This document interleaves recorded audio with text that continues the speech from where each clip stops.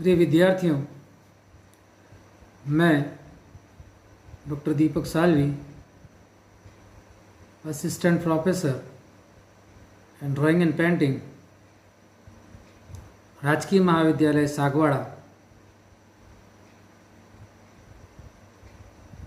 भारतीय चित्रकला और मूर्तिकला के इतिहास के इस ई व्याख्यान श्रृंखला में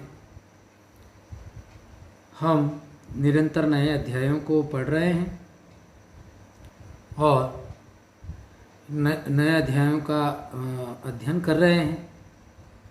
और आशा ही नहीं, विश्वास है कि आप इन सभी व्याख्यानों को देख रहे होंगे, समझ रहे होंगे और मेरे इन पीडीएफ नोट्स के माध्यम से आप लाभान्वित हो रहे होंगे। तो प्रत्येक ई व्याख्यान में, नए ई लेक्चर में मैं आपको नया टॉपिक के बारे में बात करता हूँ। तो पिछले ई व्याख्यान में मैंने किशनगढ़ चित्रशैली के बारे में कुछ बताया था कि किशनगढ़ चित्रशैली किस प्रकार से किशनगढ़ चित्रशैली एक छोटे से क्षेत्र में होने के बावजूद अपनी चारित्रिक और निजी विशेषताओं के कारण विश्व प्रसिद्ध है।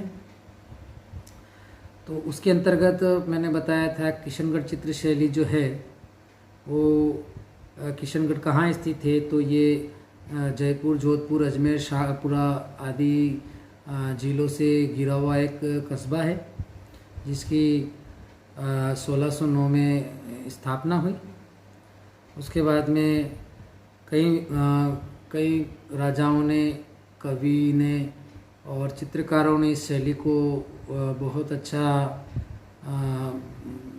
संवर्धन दिया, विकसित किया। उसमें जो इस शैली को प्रकाश में लाने का जो श्रेय है वो एरिक डिकिंसन और डॉक्टर फैयाज अली है। तो और इसमें किशनगढ़ जो चित्रशैली उसको उत्कृष्ट रूप प्रदान करने का जो श्रेय है वो 3 व्यक्तियों को जाता है। पहला है कवि, दूसरा है चित्रकार और तीसरा है भक्त और कला प्रेमी सम्राट राजा सावंत सिंह, जिनके कला, बहुमूल्य कला के प्रेम से ये शैली अपने अद्वितीय चरम पे आ पाई। तो ये थोड़ा सा हमने पढ़ा। और तृतीय सावंत सिंह के आश्रित चित्रकार मोरध्वज निहाल चंद ने इस शैली को और अधिक आकर्षण दिया। और जो बनी ठनी की जो बात करी है, जो पाश्चात्य कला संदर्भों में मोनालिसा का जो स्थान है, तो वो स्थान यहाँ के जो चित्रकला है, बनी ठनी जो चित्र बनाया है उसको, उसकी तुलना उससे की है। और ये जो नागरीदास जो है, उन्होंने उनकी कविताओं को आधार बनाकर बनी ठनी के जो रूप सौंदर्य को चित्रित कर जो मोरध्वज निहाल चंद ने किया है, उनके चित्रित ग्रंथों की संख्या 75 बनाई है, जो नागर समुच्चय के नाम से विश्व प्रसिद्ध है। और यहाँ के कलाकारों में सीताराम, बदन सिंह आदि के कलाकारों के बारे में हमने पढ़ा। और कल्याण सिंह जी के समय किशनगढ़ चित्रशैली के प्रसिद्ध गीत गोविंद का चित्रण हुआ। और साहित्यिक पृष्ठभूमि पर आधारित किशनगढ़ चित्रशैली के चित्र दर्शक को कविता और दोनों का कला का दोनों का रसास्वादन कराते हैं, ऐसा हमने पढ़ा। और वल्लभ संप्रदाय की बारे में बात की थी। विकसित होने के कारण यहाँ के शासक स्वयं कवि और चित्रकार थे। और यहाँ के जो चित्र हमें विभिन्न देश विदेश के विभिन्न संग्रहालयों में देखने को मिलते हैं। ये हमने किशनगढ़ चित्रशैली का मोटा मोटा जो हमने संक्षेप में भी पढ़ा, वो मैंने इससे पहले ई लेक्चरों के माध्यम से देने का प्रयास किया।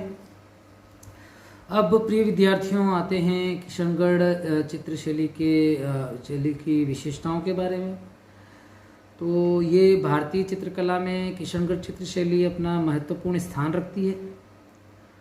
और जहाँ महाराजा जयसिंह सावंत सिंह से इसको प्रेरणा मिली तो निहाल चंद, मोरध्वज निहाल चंद जैसे उत्तम चित्रकारों की प्रेयसी आदर्श स्वरूप इस चित्रशैली को निखारा।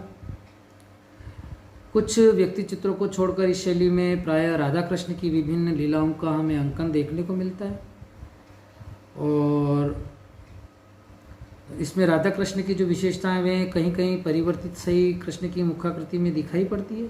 इस प्रकार से हम इन किशनगढ़ चित्रशैली की विशेषताओं के बारे में अध्ययन कर रहे हैं। तो इसमें पहला पॉइंट डाला है किशनगढ़ नारी सौंदर्य।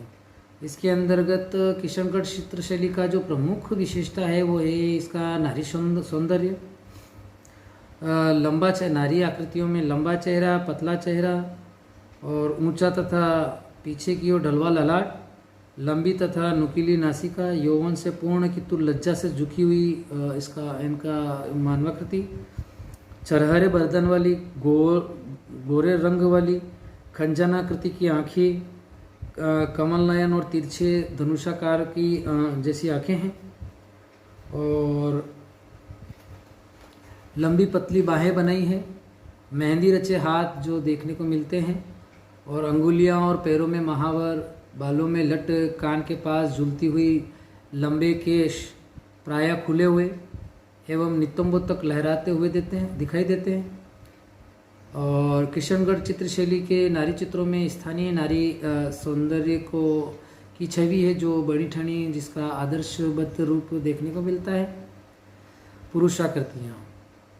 पुरुषाकृतियाँ समुन्नत ललाट वाली, पतले पतले अधरों वाली हल्की मुस्कान, उत्तिष्ठ नासिका मतलब ऊंची नासिका, काली मात से युक्त काले बड़े नेत्र, कंधों तक काले घुघराले बाल, लंबी भुजाएं, उन्नत कंधे तथा ओजपूर्ण मुखमंडल बनाया गया है। वस्त्राभूषण। किशनगढ़ चित्रशैली के अधिकांश चित्रों में स्त्रियों का पहनावा घेरदार चुन्नटदार लहंगा, छोटी बाहों, बड़े तथा खुले हुए गले वाली ऊंची तथा कसी हुई चोली, आगे पटका तथा पारदर्शी छपी चंदेरी ओढ़नी चित्रित है। गले, माथे, हाथों तथा कमर में आभूषण पहने चित्रित है। नाक में बेसरी जो एक विशेष आभूषण होता है वो अंकित है। चित्रों में कहीं कहीं हमें नारी आकृतियाँ साड़ियाँ पहनते हुए भी दिखाई दी है। पुरुषों के वस्त्राभूषण। तो पुरुषों के सिर पर औरंगजेब युग से आरंभ होने वाली पगड़ी जिसे कुछ विशिष्ट ढंग से ऊंचा किया गया है, और बीच में लंबी पतली पोटली निकाली गई है। जामे के साथ कमर में पटका और सिर पर मूंगिया या सफ़ेद हीरे मोती जड़ित भी हैं। और कृष्ण भगवान जो है महाभारत के एक पात्र हैं, तो उनको कहीं कहीं धोती पहने भी चित्रित किया गया है। परिपेक्ष। नेक्स्ट पॉइंट है अपना परिपेक्ष। तो प्रायः ऊंचे क्षितिज का अंकन है जिससे चित्र में बहुत गहराई आ गई है। बहुत घनी तथा दूर तक फैली हुई सघन वनस्पति चित्रों में चित्रित की गई है। आकाश में लाल रंग के लंबे क्षितिज तुली का स्पर्श, तो अग्रभूमि में श्वेत भव्य संगमरमर से बने प्रसाद हैं जो कहीं कहीं कुंजों से आच्छादित दिखाई देती है। नौका विहार के चित्रों में प्रायः लाल रंग से छोटी छोटी नौकाओं का अंकन भी हमें कहीं कहीं देखने को मिलता है। अगला है कागज। चित्रों का इस चित्रशैली में चित्रों का जो निर्माण किया गया है वो बड़े आकार के कागज़ों पर निर्मित किया गया है, जिनकी लंबाई 19 इंच तथा चौड़ाई 15.25 इंच है। राजस्थानी शैली में बहुत ही कम इतने बड़े राजस्थानी चित्रशैली को अगर संपूर्णतया देखा जाए तो बहुत ही कम दूसरी शैलियों में इतने बड़े आकार के चित्रों का निर्माण हुआ। प्रकृति चित्रण।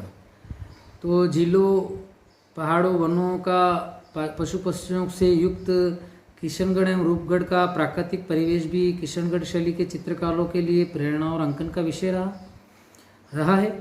झीलों में कमल लताओं के मध्य क्रीड़ा करते जलचर, हंस, बतख, बगुला, सारस आदि को अंकित किया गया है। किशनगढ़ शैली के चित्रकारों ने प्रकृति को बड़ी भावुकता से देखा और आलंकारिक रूप से उसको चित्रित किया। और विभिन्न प्रकार के स्थानीय वृक्षों का अंकन है जिन पर बड़े बड़े बड़े ही सुंदर पक्षियों का अंकन किया गया है। पानी की लहरों को दर्शाने के लिए चांदी का प्रयोग किया गया है। और किशनगढ़ शैली के चित्रकारों ने लघु चित्रों को मोहक और प्रभावशील बनाने के लिए प्रकृति के उपादानों जैसे कुंजों से जागती सफ़ेद मुंडरों, केले के वृक्षों, फव्वारों आदि का चित्रण किया गया है। प्रमुख रंग, शैली के प्रमुख रंगों के बारे में बात करेंगे तो चित्रों में अधिकांशतः चटकीले रंगों का प्रयोग किया है, किंतु कहीं कहीं आवश्यकता अनुसार मिक्स्ड कलर्स, मिश्रित रंगों का भी प्रयोग हमें देखने को मिलता है। पीला, हरा, नीला, लाल, सफरंग आदि समवर्णीय मतलब इससे मिलते जुलते रंगों का प्रयोग किया गया है। मानवाकृतियों में कहीं कहीं हल्के गुलाबी एवं आकाश में हल्के नीले रंग का प्रयोग हमें देखने को मिलता है, जो कि चक्षुष्प्रिय, जो कि बड़ा आकर्षित करता है। इस प्रकार के चित्रों में श्वेत श्याम व नीले हरे रंगों का प्रयोग किया गया है। विषय, राधा कृष्ण के ये जो विषय की बात करी तो मैंने पहले आपको बताया था कि इस शैली यहाँ के जो शासक रहे वल्लभ संप्रदाय राधा कृष्ण के संप्रदाय से अधिक जुड़े रहे हैं।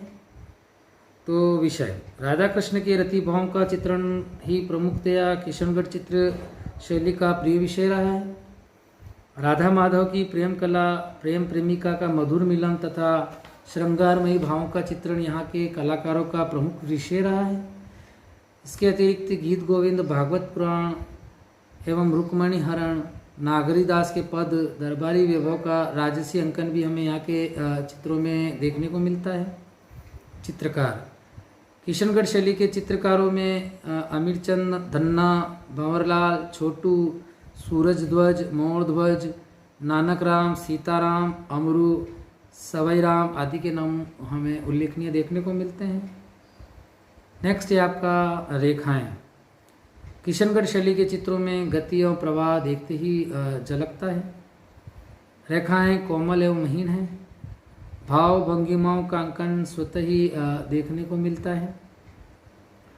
इन्हीं विशेषताओं के साथ किशनगढ़ चित्र शैली के आज चित्र जो है आज विश्व कला के इतिहास में अमूल्य धरोहर बने हुए हैं, जो कि अनायास ही दर्शक के चित्ताकर्षक को मन को आकर्षित करने में अपनी विशेष योग्यता रखते हैं। तो प्रिय विद्यार्थियों, ये आज हमने किशनगढ़ चित्रशैली का संपूर्ण अध्याय भाग 1 और भाग 2 हमने क्लियर किया है।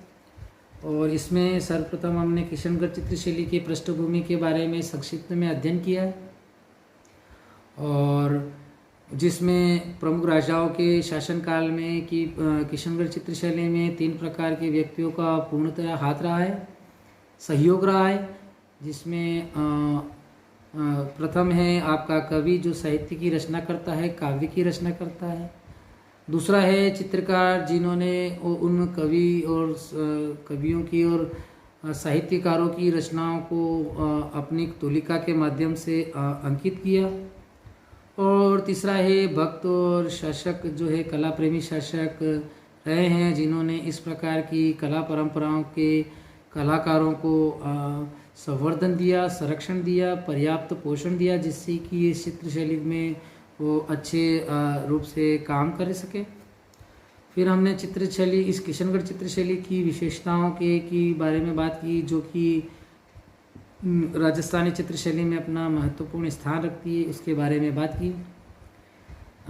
पुरुषाकृतियाँ और मानवाकृतियाँ और वस्त्राभूषण, प्रकृति अंकन, रेखाएं, भाव भंगिमाएँ, विषय वस्तु, इन सभी के बारे में हमने अध्ययन किया कि किन विशेषताओं के कारण ये चित्रशैली दूसरी अन्य चित्रशैलियों से कुछ भिन्न है और अपना महत्वपूर्ण स्थान रखती है। तो प्रिय विद्यार्थियों, आप इन PDF नोट्स को लगातार देखते रहिए, तो आपको इन PDF नोट्स जो हैं मेरे और लेक्चर जो है उनके बीच में तारतम्य लेकर आप इन PDF नोट्स के प्रिंट लेके मेरे इन लेक्चर्स के माध्यम से आप देखें, समझें, सुने।